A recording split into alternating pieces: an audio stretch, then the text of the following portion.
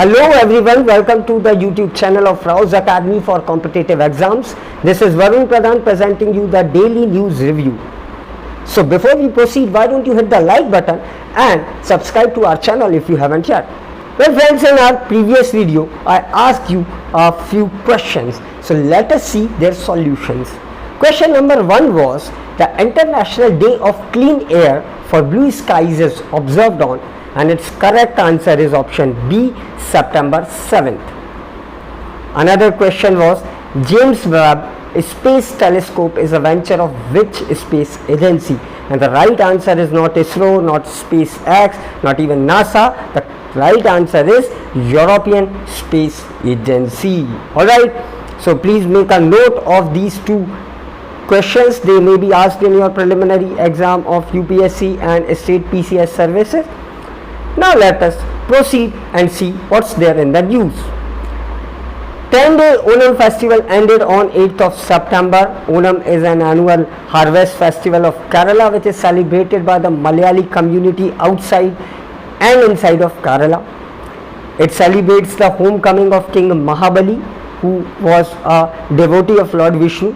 It is celebrated in the month of Chingam, and it is believed that during the Onam celebration, the spirit of Mahabali visits his subject and bless them with prosperity. It is also the beginning of Malayali New Year, and it is featured with snake boat race. Snake boat race, Vallam Kalli is its name, which may be a very potential question. एक गाना आपने शायद देखा होगा दिल से movie का, उसमें ये पूरा पोर्ट्रे किया हुआ है. ऑलराइट, आगे बढ़ते हैं और देखते हैं. September 8 is also celebrated as International Literacy Day, which is another very important fact to remember.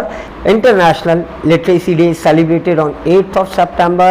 It was started by UNESCO on October 26, 1966 to combat the biggest global problem called illiteracy, right? And the theme for this year's Literacy Day was transforming literacy learning spaces. Alright, तो इस theme को भी आप अच्छे से याद रखिएगा. 8 September 1982 is the death anniversary of Sheikh Abdullah. Sheikh Abdullah की डेथ एनिवर्सरी पुण्यतिथि होती है 8 सितंबर को. कौन थे शेख अब्दुल्ला? शेख अब्दुल्ला नेशनल कॉन्फ्रेंस के फाउंडर थे. इनिशियली इस पॉलिटिकल पार्टी का नाम मुस्लिम कॉन्फ्रेंस रखा, लेकिन बाद में शेख अब्दुल्ला को लगा कि ये एक कम्युनल नाम हो सकता है, इसलिए इसका नाम उन्होंने नेशनल कॉन्फ्रेंस रखा. वो उस समय पर जो जम्मू कश्मीर स्टेट हुआ करता था उसके चीफ मिनिस्टर भी रहे, और शेख अब्दुल्ला के पुत्र फारूक अब्दुल्ला भी स्टेट के चीफ मिनिस्टर रहे, और उनके ग्रैंडसन उमर अब्दुल्ला भी जम्मू कश्मीर के चीफ मिनिस्टर रह चुके हैं. शेख अब्दुल्ला को शेर कश्मीर के टाइटल से याद किया जाता था, और इनका प्रोमिनेंस कश्मीर वैली में बढ़ा जब इन्होंने महाराजा हरी सिंह के अगेंस्ट फ्री कश्मीर मूवमेंट शुरू किया. उसके बाद जब वे पावर में आए तब उन्होंने लैंड सीलिंग एक्ट लेकर आए, लैंड रिफॉर्म्स लेकर आए, और लोगों से ज़मीन अक्वायर करके गरीबों में बांटनी शुरू कर दी. ये एक बड़ा कॉन्ट्रीब्यूशन शेख अब्दुल्ला का माना जाता है. ठीक है, आइए अब हम जम्मू एंड कश्मीर की ब्रीफ हिस्ट्री को भी समझने की कोशिश करते हैं, और इस जम्मू कश्मीर की हिस्ट्री में शेख अब्दुल्ला का क्या कंट्रीब्यूशन रहा उसको भी समझने की कोशिश करते हैं. तो मेरी ये एडवाइस है कि आप प्लीज़ एक नोट पैड और पेन ले लीजिए, क्योंकि इसमें बहुत सारे इंपॉर्टेंट पॉइंट आपके प्री और मीन्स दोनों पर्पज से आने वाले हैं. तो सब जानते हैं कि माउंटबेटन प्लान के तहत 15 अगस्त 1947 को हमारा देश आज़ाद हुआ, और हमारे देश के साथ साथ पाकिस्तान भी आज़ाद हुआ, और आज़ाद हुई 565 प्रिंसली स्टेट्स, 565 रियासतें. These princely states were given the option to join either dominion, India and Pakistan. Kashmir के राजा हरि सिंह ने एक स्टैंड स्टिल डॉक्यूमेंट साइन किया दोनों देशों के साथ कि जब तक हम कोई डिसीजन नहीं ले सकते आप छेड़छाड़ नहीं करोगे. ठीक है, साइन हो गया, लेकिन पाकिस्तान से रहा नहीं गया और पाकिस्तान ने कश्मीर पर अटैक कर दिया. बेसिकली पाकिस्तानी ट्राइबल्स ने, पाकिस्तानी कबायलियों ने कश्मीर पर अटैक किया, और साथ ही वो बैक्ड थे पाकिस्तानी आर्मी के द्वारा. महाराजा ने पंडित नेहरू से मदद मांगी कि आप हमारी मदद कीजिए, हमारी सिक्योरिटी में हेल्प कीजिए. तो पंडित नेहरू ने कहा कि साहब आपने स्टैंड स्टिल डॉक्यूमेंट साइन कर रखा है, ये आपका इंटरनल इशू है, हम इसमें इंटरफियर नहीं कर सकते. आप चाहते हो कि हम इशू में आए तो आप डॉक्यूमेंट ऑफ एक्सेशन साइन कर दीजिए, आप कश्मीर को इंडिया में मर्ज करा दीजिए. इस तरह से कश्मीर का मर्जर इंडिया के साथ हुआ 26 अक्टूबर 1947 में. ठीक है, और इसी डॉक्यूमेंट में एक बात और महत्वपूर्ण थी कि इंडिया यानी कि जो सेंट्रल गवर्नमेंट होगी, यूनियन गवर्नमेंट होगी, उसके पास सिर्फ 3 मैटर्स रहेंगे, एक्सटर्नल अफेयर, कम्युनिकेशन और डिफेंस। सिर्फ इतने तक यूनियन गवर्नमेंट की पावर लिमिटेड रहेगी। इसके बाद महाराजा ने कश्मीर में एक इंटरिम पॉपुलर गवर्नमेंट इंस्टॉल की। शेख अब्दुल्ला उसके प्राइम मिनिस्टर बने 5 मार्च 1948 को, और महाराजा ने कश्मीर छोड़ दिया और अपने बेटे युवराज करण सिंह को रेजेंट बनाकर श्रीनगर से ये चले गए। 1951 में इंडिया की कॉन्स्टिट्यूएंट असेंबली बनी। 1952 में इंडिया के प्राइम मिनिस्टर पंडित नेहरू और जम्मू और कश्मीर के प्रधानमंत्री शेख अब्दुल्ला के बीच में दिल्ली एग्रीमेंट हुआ, जिसमें यह बात रखी गई कि कश्मीर को एक स्पेशल पोजीशन दी जाए।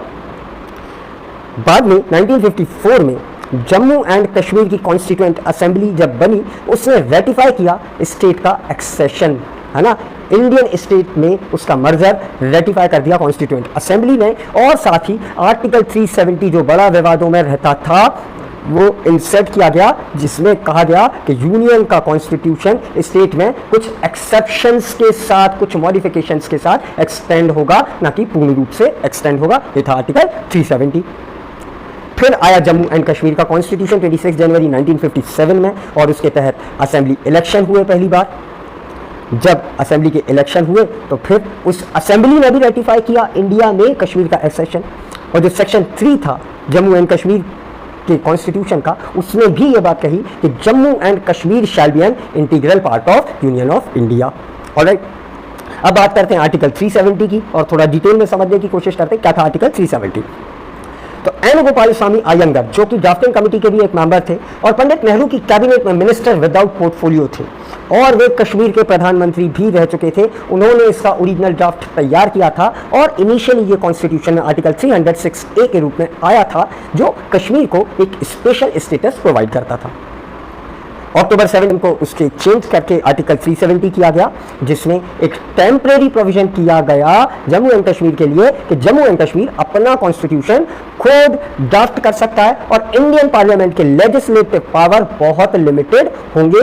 कूल, आगे बढ़ते हैं। और इसमें प्रोविजन थे कि इंडियन कॉन्स्टिट्यूशन के जो प्रोविजन दूसरे स्टेट्स पर एप्लीकेबल हैं वो जम्मू एंड कश्मीर पर एप्लीकेबल नहीं होंगे। सिर्फ और सिर्फ डिफेंस, फॉरेन अफेयर, फाइनेंस और कम्युनिकेशन के पावर एक्सटेंड होंगे।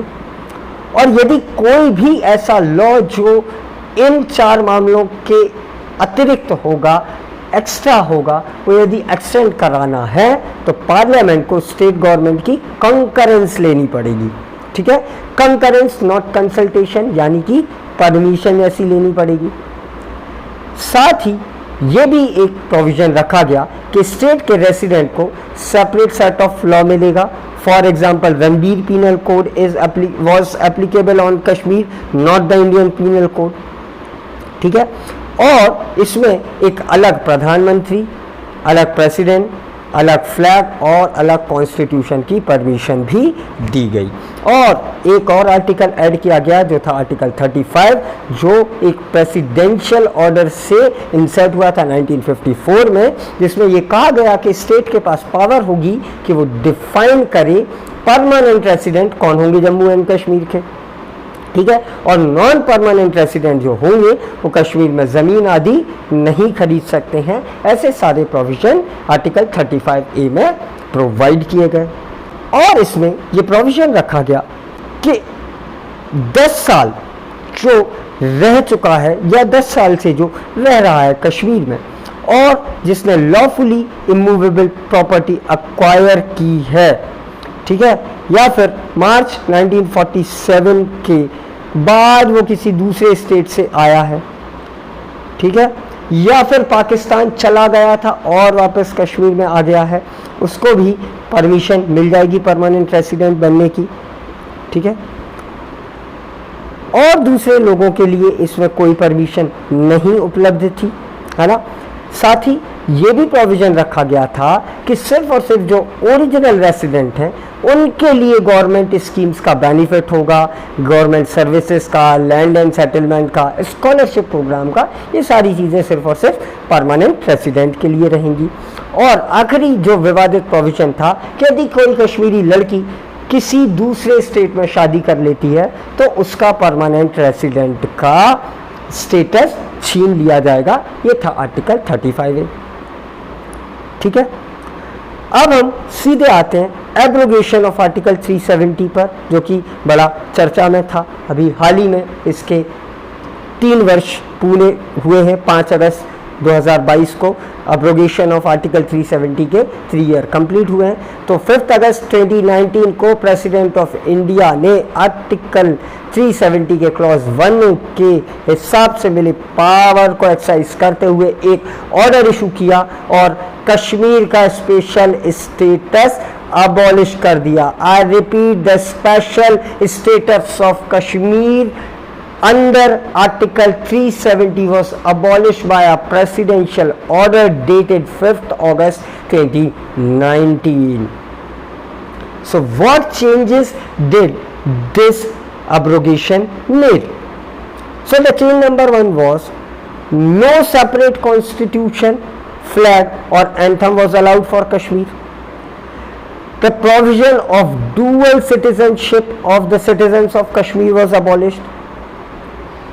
The new territory of Jammu and Kashmir became subject to Indian Constitution completely, absolutely, and all its citizens will be guaranteed fundamental rights enshrined in Part 3 of the Indian Constitution. Article 360 could be imposed on Jammu and Kashmir as well in case of any financial emergency. All the parliamentary laws would be applicable on Jammu and Kashmir, including RTI and RTE Act. IPC will now replace the Ranbir Penal Code, and Article 35A talking about the permanent resident and their rights also stands null and void. These were the crucial changes. Subsequently, Jammu and Kashmir Reorganization Bill was also enacted, according to which the erstwhile Jammu and Kashmir was bifurcated into 2 union territories, Jammu and Kashmir and Ladakh. तो अब हमारे देश में कितनी UTs और कितने state हैं, ये बात आप मुझे कमेंट सेक्शन में लिखकर ज़रूर बताइएगा। जो 6 लोकसभा सीट जम्मू एंड कश्मीर में हुआ करती थी, उसमें से 5 अब JNK के हिस्से में रहेंगी और 1 रहेगी लद्दाख के हिस्से में। और जम्मू एंड कश्मीर का जो यूटी है उसमें दिल्ली की तरह ही असेंबली रहेगी, विधानसभा रहेगी। तो JNK का स्टेटस बहुत कुछ दिल्ली और पुडुचेरी की तरह रहेगा, जहां पर गवर्नर नहीं होगा, लेफ्टिनेंट गवर्नर होगा। ठीक है, खैर मैंने एक क्वेश्चन आपसे पूछा था, इसका जवाब यहीं पर लिखा हुआ है कि 29 की जगह 28 स्टेट है, लेकिन यूटीज का नंबर अभी भी आप मुझे बता ही सकते हैं। ठीक है, जम्मू एंड कश्मीर में जो असेंबली होती थी उसका टर्म 6 ईयर होता था, इसको डिक्रीज करके 5 ईयर कर दिया गया है। ठीक है, जम्मू एंड कश्मीर की असेंबली को 2 सब्जेक्ट पर लॉज बनाने से रोका गया है। पहला है पब्लिक ऑर्डर, दूसरा है पुलिस। ठीक है, इन 2 सब्जेक्ट पर JNK असेंबली नहीं बना सकती, इसके अलावा स्टेट लिस्ट के सभी सब्जेक्ट पर वो लॉज बना सकती है। ठीक है, तो कुल मिलाकर दिल्ली जैसा ही स्टेटस मिला है कश्मीर को। हालांकि दिल्ली के पास लैंड लॉज बनाने का पावर नहीं है, जम्मू कश्मीर के पास लैंड रिलेटेड लॉज बनाने का पावर होगा। ये एक छोटा सा डिफरेंस है UT of JNK and UT of Delhi में। ये एक इंपॉर्टेंट क्वेश्चन आपके एग्जाम के लिए हो सकता है, इसे आप याद रखिएगा।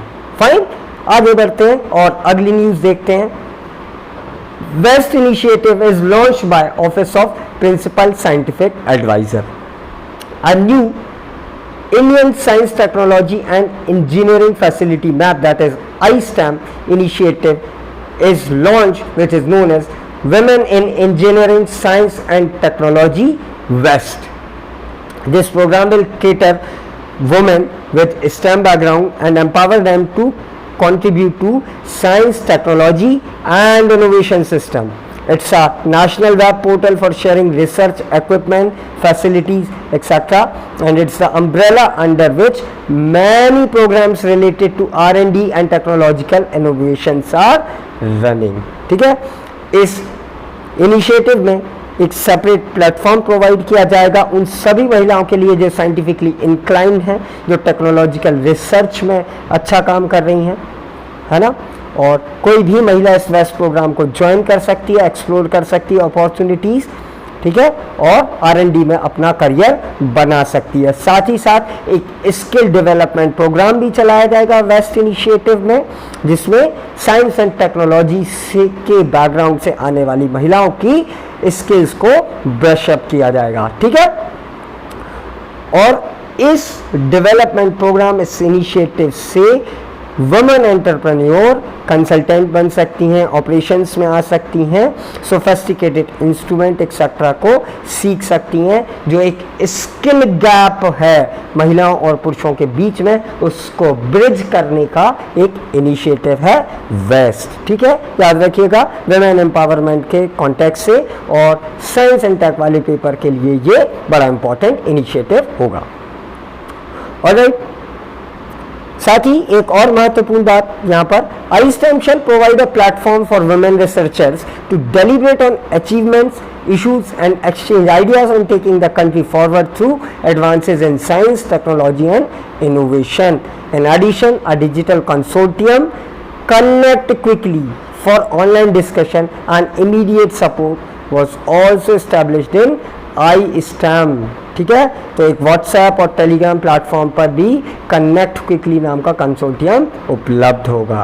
ऑलराइट, आगे बढ़ते हैं और दूसरी न्यूज देखते हैं। ऑनरेबल अपेक्स को directive Punjab and Haryana government to discuss Sutlej Yamuna link canal, ठीक है। ऑनरेबल सुप्रीम कोर्ट ने पंजाब और हरियाणा गवर्नमेंट को ये डायरेक्शन दिए हैं कि सतलज यमुना लिंक इशू को देखिए। इस पर बातचीत पंजाब और हरियाणा गवर्नमेंट में नहीं हो पा रही है, तो सुप्रीम कोर्ट ने कुल मिलाकर दोनों स्टेट गवर्नमेंट को फटकार लगाई है। क्या है ये कैनाल प्रोजेक्ट? तो ये एक 214 किलोमीटर लॉन्ग कैनाल प्रोजेक्ट है जो सतलज और यमुना नदी को कनेक्ट करेगा। इसकी प्लानिंग 1966 में हो गई थी, लेकिन अब तक ये इम्प्लीमेंट नहीं हो सका है।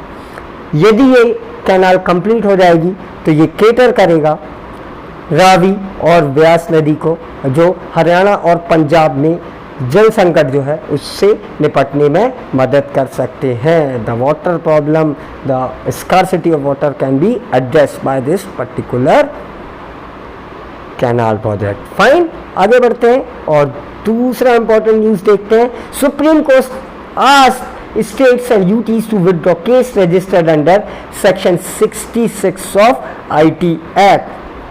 इंफॉर्मेशन एंड टेक्नोलॉजी एक्ट के सेक्शन 66A को ऑनरेबल सुप्रीम कोर्ट ने Shreya Singhal versus union of India के केस में इनवैलिडेट डिक्लेयर कर दिया था। सुप्रीम कोर्ट ने कहा था this particular section is violative of article 19(1)A which guarantees right to freedom of speech and expression which is very very crucial for a democratic country like India.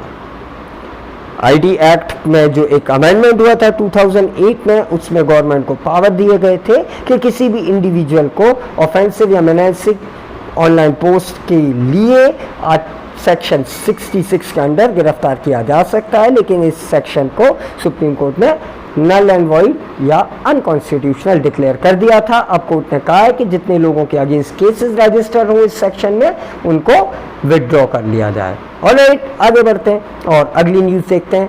Government gives 2 year extension to thermal power plants on SO2 norms. Sulphur dioxide को लेकर जो government के norms हैं उनको लेकर government ने extension दे दिया है 2 साल और, ठीक है। पहले ये डेडलाइन थी 2017, लेकिन पिछले 5 सालों में ये डेडलाइन 3 बार पुश हो चुकी है ना। पहली बार पुश होकर हुई 2022, फिर पुश होकर हुई 2025 और अब ये डेडलाइन है 2027। तो इसका कुल जमा अर्थ ये है कि यदि 2027 तक थर्मल पावर प्लांट्स ने सल्फर डाइऑक्साइड नॉर्म्स को फॉलो नहीं किया तो ऐसे सारे थर्मल पावर प्लांट फोर्सबली बंद किए जाएंगे, ठीक है। उनको स्टेट मशीनरी द्वारा बंद कर दिया जाएगा यदि ये नॉर्म्स को कंप्लाई नहीं करेंगे। आगे बढ़ते हैं और अगली इंपॉर्टेंट न्यूज देखते हैं। Cabinet approves policy on long term leasing of railway land for PM Gati शक्ति प्रोग्राम।